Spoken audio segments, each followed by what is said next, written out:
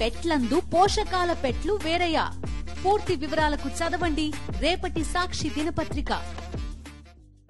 August 21న జరిగిన Seoul rating awards function సందర్భంగా team India captain Rohit Sharma పలు ఆసక్తికర వ్యాఖ్యలు చేశాడు.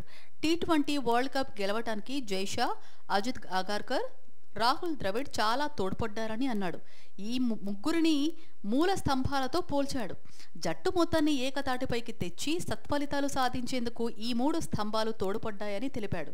నేను నా టీం వరల్డ్ కప్ సాధించడానికి ఈ ముగ్గురే కీలకమని ఆకాశానికెత్తాడు. జట్టుగా మేం రాణించడానికి ఆ ముగ్గురు ఇచ్చిన స్వేచ్ఛనే కారణమని తెలిపాడు. తన కెప్టెన్సీ గురించి హిట్ మ్యాన్ మాట్లాడుతూ తాను ఆషామాషుగా 5 ఐపీఎల్ టైటిళ్లు గెలవలేదని, కెప్టెన్ గా ఇంతటితో ఆగేది లేదని ప్రత్యర్థులకు వార్నింగ్ ఇచ్చాడు. ఛాంపియన్స్ ట్రోఫీ, WTC టైటిళ్లు సాధించడమే తన లక్ష్యమని చెప్పకనే చెప్పాడు. కాగా నిన్న జరిగిన ఫంక్షన్స్ లో Rohit men's international cricket of the year award అందుకున్నాడు. టీమిండియా మాజీ హెడ్ కోచ్ రాహుల్ ద్రవిడ్ కు లైఫ్ టైమ్ అచీవ్మెంట్ అవార్డు లభించింది. Team India star batter Virat Kohli men's one day batter of the year award, Yashasvi Jaiswal men's test batter of the year award, England ఆటగాడు Phil Salt men's T20 batter of the year అవార్డును అందుకున్నాడు.